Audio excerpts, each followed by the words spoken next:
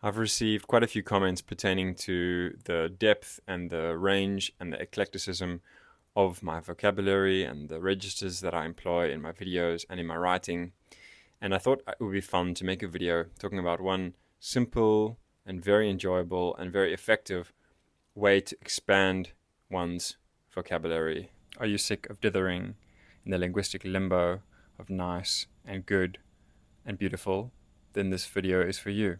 In this video, we are going to catapult into the fine-veined and vitalizing exaltedness of redemptive language learning.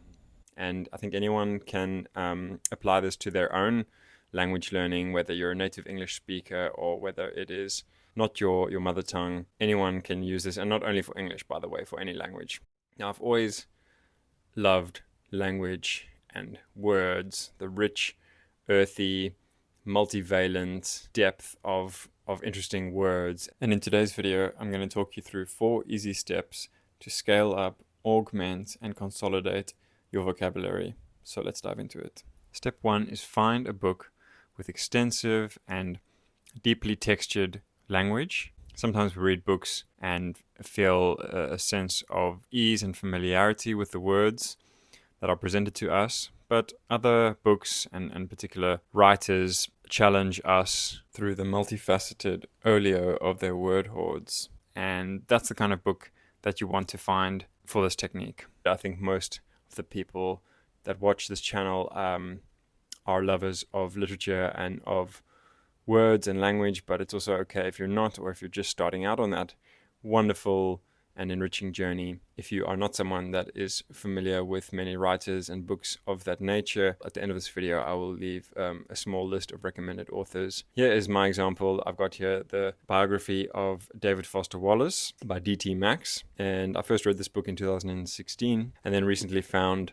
another copy of it and decided to reread it. So I just finished rereading it, and why this is a good example is because both the subject of this biography, David Foster Wallace, famously so, had a massive volume of strange words at his mental fingertips, but also the biographer himself, D.T. Max, is erudite, eloquent, and has an extraordinary quiver of words within his grasp. So that's why this is a useful example. I'm sure you can think of your own, and like I said, I will leave some other possible examples at the end. So we take this book. Now what you do is, as you are reading it, you make notes on the front pages. So you have boilerplate and colophons and blurbs, these opening pages of a book. And I just note down all of the interesting words that I come across, right? And these don't necessarily have to be words that you don't know at all. I mean, I think in a book like this, I will always come across new words.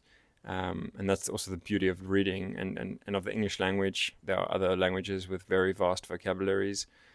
English is the language that that I am most adept in, and so I'll just speak for English to say that English has just such an unfathomably deep and contoured and multi-layered lexicon, and it's a rewarding lifelong pilgrimage of sorts without a fixed destination. This unceasing discovery of the grain and glow of new words and the semantic possibilities that those words open within us.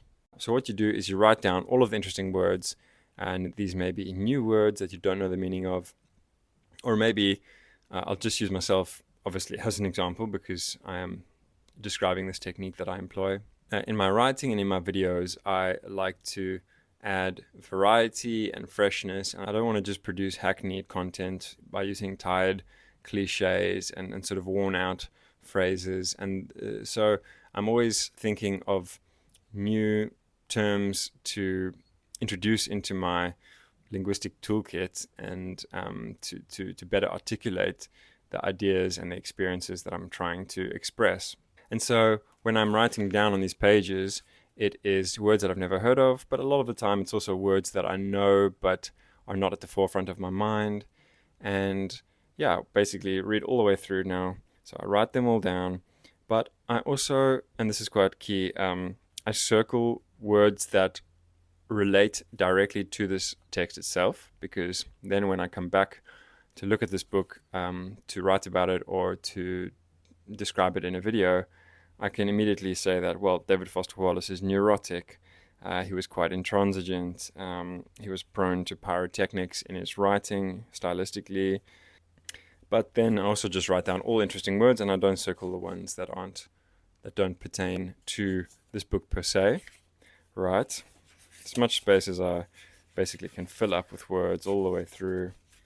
And then what I do is I take this big piece of paper with a felt tip, and I then map out all of these words into a schema that has 3 delineations. It's just this very broad schematic division into words with positive associations, and then with negative, and then words that are more neutral in terms of connotation. So these can just be employed descriptively without having very clear negative or positive associative aura to them, so to speak.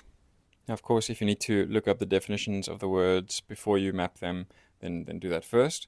You might also like to do this differently. So you might make divisions according to syntax and parts of speech, so nouns and verbs and adjectives and that sort of ordering. But yeah, even within that, you can, of course, have nouns, verbs, and adjectives that are positive or negative or quite neutral. And then I also make a list on another page of words that maybe I'm a little bit shaky on the meaning, or a little bit dubious. I might have an inkling of what these words mean, but I might not be absolutely sure-footed in using them. Or, for example, in some words I might be quite confident in the meaning itself, but not so much in terms of phonetics, so pronunciation. So, for example, here we've got this word here. Is it patina or patina? I'm going to look that up, and we can go on to just a Google search and look up the pronunciation of that word. Patina.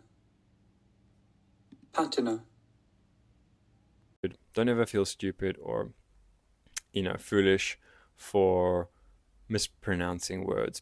I once had a lecturer at university with a PhD in English literature who used the word banal, which is the correct pronunciation. She said banal. That always struck me, like even a lecturer at the university at the highest level can have weird, mispronunciations. It doesn't say anything about your level of intelligence. It probably just means that you read the word and that's how you learned it rather than hearing it spoken. Okay, and then within this graph here of sort of positive and negative and neutral connotations, I try to use some spatial layout one step further, which is that you have sort of very positive connotations and then, very negative on the far sides of this page. But of course, as you sort of run out of space, you just kind of fill up in the spaces where you can. Sometimes I make links, as you can see here, between homage, parody, and pastiche to link that these are kind of interrelated terms. And then what you want to do is post this up somewhere in your house or in your room or in your office, and then make use of these words. Employ them. Don't be scared to mess it up. And just employ them. Try and take a handful, 4 or 5 a day. And, when you're taking your dog for a walk, tell him not to get in a flummox about the stick that you just through, or to end up catatonic from rolling in dung in the park. You can use them over and over again in text messages, in phone calls, and that way you will commit them to memory. You've got to use them. That's the key. So just stop and think about the fact that language is the medium upon which our thoughts operate. And yes, of course, we have pre-conscious elements of our being. That's very important, right? Our attunement to the sun and the wind on our skin is something pre-verbal, it's corporeal. The way that we think is we transfer and transmute sensory data into linguistic form in our minds. The power of language is that learning new words actually expands your horizons. You're able to elucidate deeper and more intricate levels of intellectual complexity that helps you to understand the world better. You're able to communicate more dynamically and more dexterously. That helps you to move through the world in your interpersonal connections. And, language and communication has a massive therapeutic dimension. That's why when you go to see a therapist, it is all about talking and expressing and alleviating one's anguish through translating those feelings into words and sentences and expressing them. So by ameliorating the paucity of one's lexical tools, one is able to massively enhance, your ability to function in the world and amplify your deciphering of this vast, unutterably complex and confusing world and experience that we're living. Anyone that has access to books or the internet can learn new words, and there's something very democratic about that and empowering. So don't be bothered about the sad saps that slither onto your comment section or in real life and castigate you for wanting to expand your knowledge through the power of language. That was my very easy and fun technique to massively expand your vocabulary. It's worked for me, and I think it really can work for you. So let me know what you think of that, and maybe just throw down some favorite words, since we're on the topic of talking about words and language and vocabulary. I love to learn new words. Throw down some cool and quirky words down below in the comments, and let me know what are the techniques you employ to learn new vocabulary in whatever language or languages you speak. Love to hear from you guys. Thank you for watching, and speak to you all soon. So here, as promised, I've got a list of just 4 authors and particular books by those authors that really are apt examples for this practice. We've got Zadie Smith's Alluring Feel Free. We've got Thomas Pynchon's The Blazing, Shadowy Crying of Lot 49. We've got The Sonorous and Captivating Poet's Pub by Eric Linklater. And we've got The Quilted, Glimmering Counterpoint and Intensifying Open City by Teju Cole. I will also add these 4 authors and their titles in the description of the video. So, thanks for watching.